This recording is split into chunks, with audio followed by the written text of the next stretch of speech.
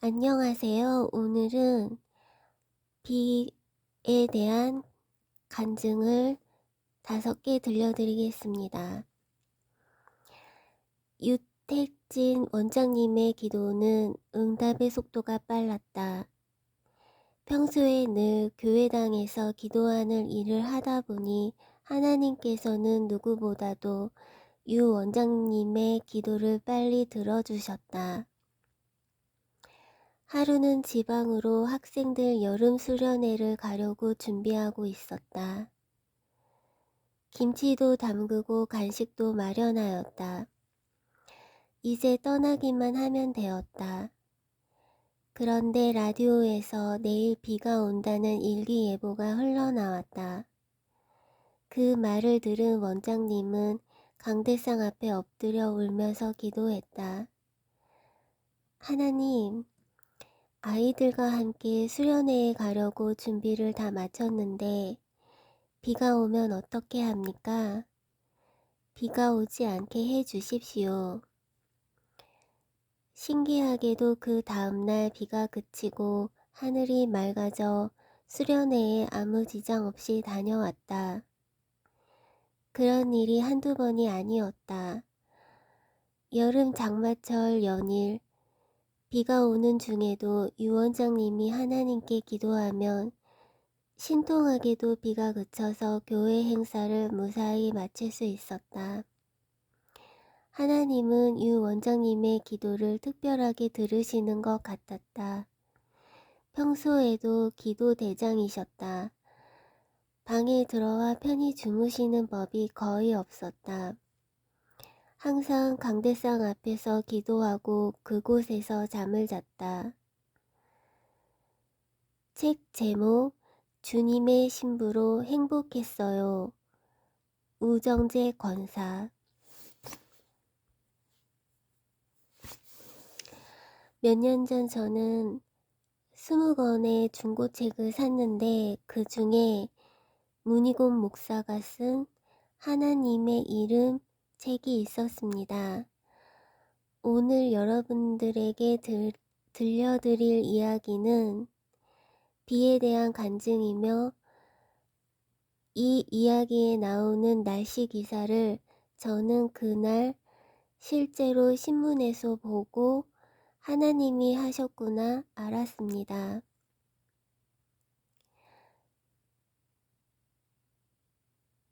높은 뜻 푸른 교회.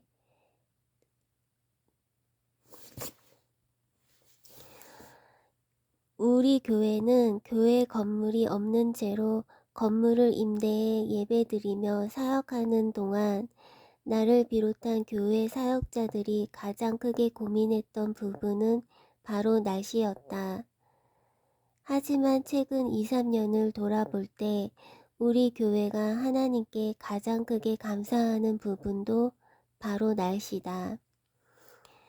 한동안 우리는 서로 다른 장소에서 예배를 나눠드렸다.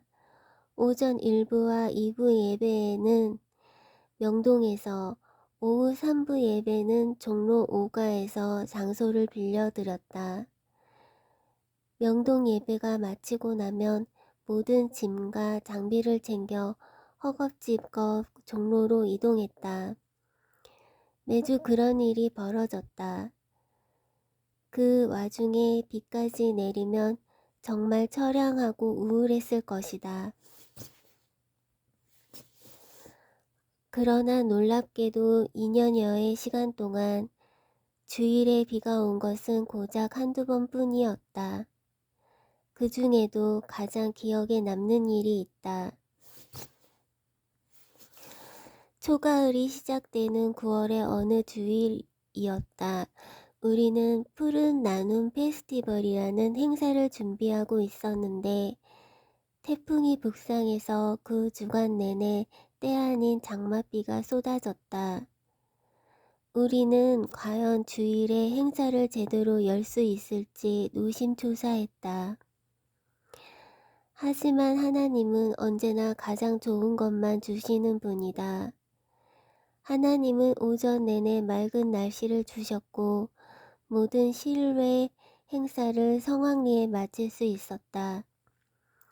그런데 놀랍게도 같은 시간 종로 5가에서는 비가 쏟아지고 있었다.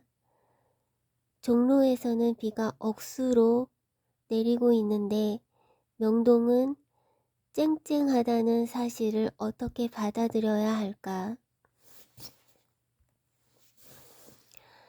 놀라운 일은 이뿐만이 아니라 오전 행사를 마친 후 늘 그랬듯이 3부 예배 장소인 종로 5가로 떠나기 위해 모든 짐을 싸기 시작할 때였다. 그때부터 봇물 터지듯 비가 내리기 시작했다. 그 다음 주 역시 태풍 때문에 장맛비가 내렸지만 놀랍게도 주일에는 비가 오지 않았다. 우리 교회는 비록 장기간 사용할 수 있는 편리한 장소를 구하지는 못했다. 하지만 하나님은 그보다 더 좋은 것을 주셨다. 좋은 날씨는 물론이고 날씨를 주관하는 살아계신 하나님을 믿음으로 바라볼 기회와 간증거리를 모든 성도에게 선물해 주신 것이다. 그러나 하나님이 주시는 가장 좋은 것은 따로 있다. 그것은 바로 성령이다. 이것을 너희에게 이르는 것은 너희로 내 안에서 평안을 누리게 하려 함이라. 세상에서는 너희가 환난을 당하나 담대하라. 내가 세상을 이기었노라. 요한복음 16장 33절. 아무런 가능성이 없어 보이고 앞이 캄캄하게만 보일 때 우리가 기억해야 할 하나님의 이름이 바로 여호와 니시, 승리를 주시는 하나님이다. 기대할 것 없어 절망뿐인 삶의 자리에 여호와 니시의 이름을 믿음으로 꽂아보라. 어차피 힘든 상황이라면 나를 격려하는 대상과 내가 바라봐야 할 것을 붙잡은 채 힘들어하는 게 더 낫지 않겠는가. 여호와 니시, 하나님의 이름을 부른다면 하나님은 반드시 그 이름값을 톡톡히 하실 것이다. 무한 경제 시대 속에서 무수히 많은 엄친아 엄친딸에게 치어 기죽어 있을 때 여호와 니시 하나님은 우리에게 갈 바를 가르쳐주고 격려하며 승리의 깃발이 되어주실 것이다. 결국 우리는 언제나 하나님 함께 해주시는 여호와 니시로 말미암아 우리의 인생의 승리의 깃발을 꽂게 되리라. 하나님의 이름 문희곤 목사. 이 글은 강문호 목사가 성자산 기도원 고 최양자 원장에 대해 쓴 책입니다. 책 제목은 땅에 묻기 아까운 딸아. 어느 해인가 몹시 가물었습니다. 국가적으로도 아우성이었습니다. 전국적으로 기우제를 드리는 곳도 많았습니다.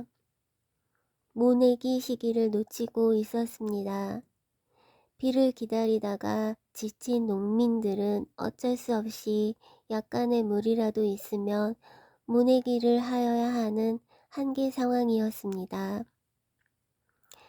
나는 논에 나가보니 논 기퉁이 웅덩에 물이 조금 고여 있었습니다. 이 물은 여기저기 도랑을 파서 물을 논에 조금 고이게 하였습니다. 땅이 너무나 굳어 있어서 새스랑이 필요하여 가지러 집에 갔다 논으로 다시 나왔습니다.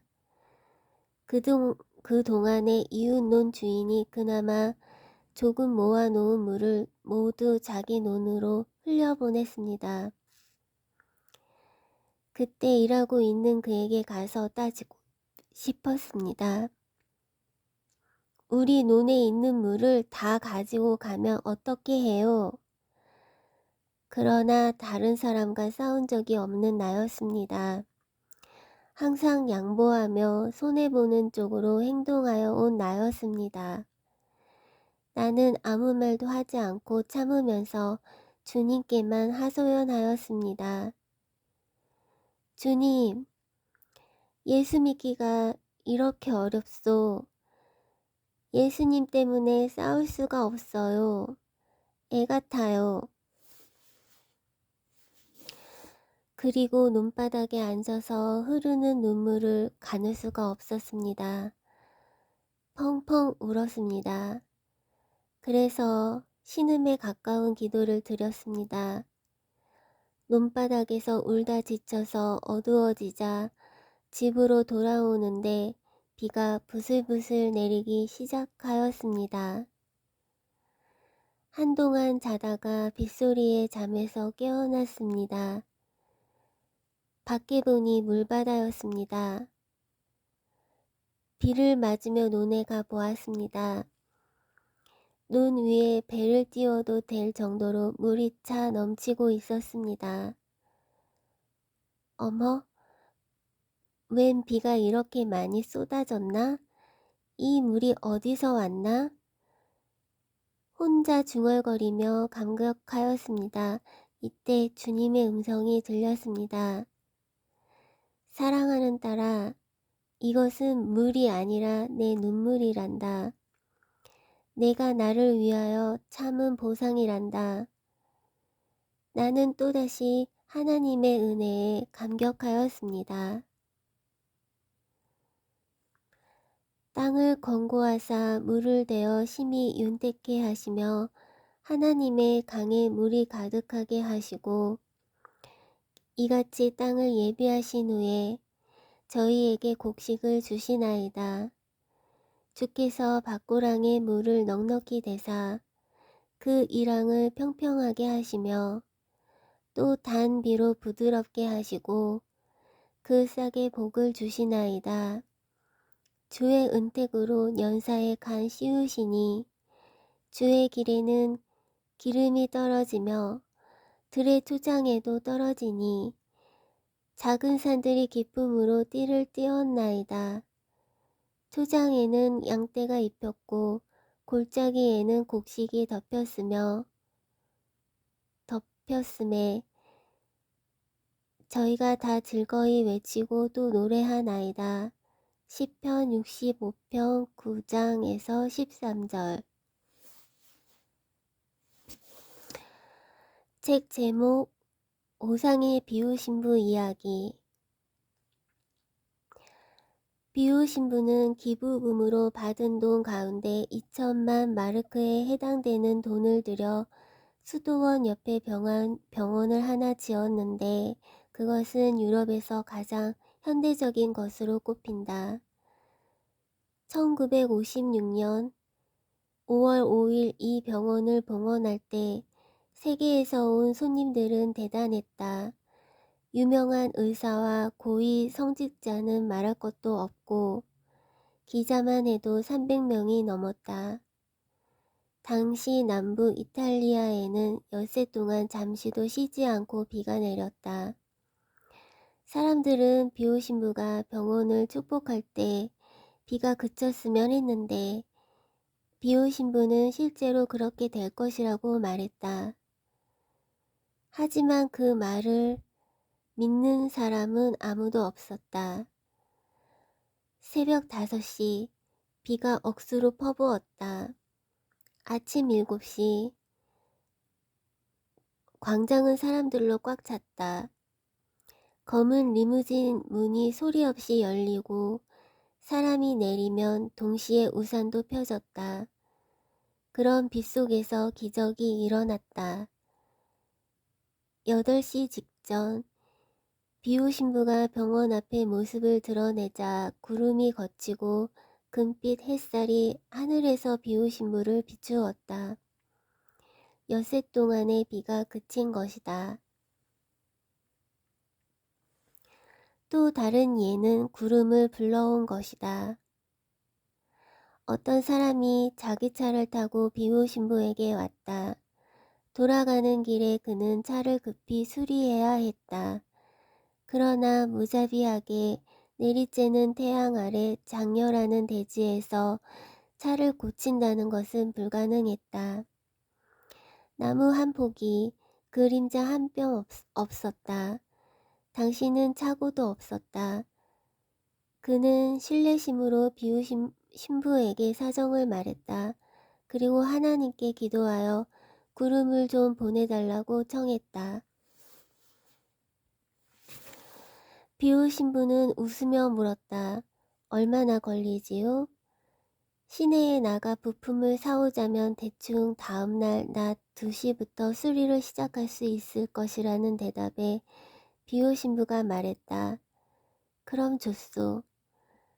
과연 다음날 그 시각 지평선에 아물거리던 구름이 피어올라 해를 덮었다. 여느 때 같으면 이 계절에는 구름 한 점 없는 것이 그곳 날씨였다. 5시 전에 젊은이는 일을 끝내고 비호 신부에게 하나님께 절 정구해 주셔서 고맙다는 인사를 했다. 오상의 비호 신부 이야기.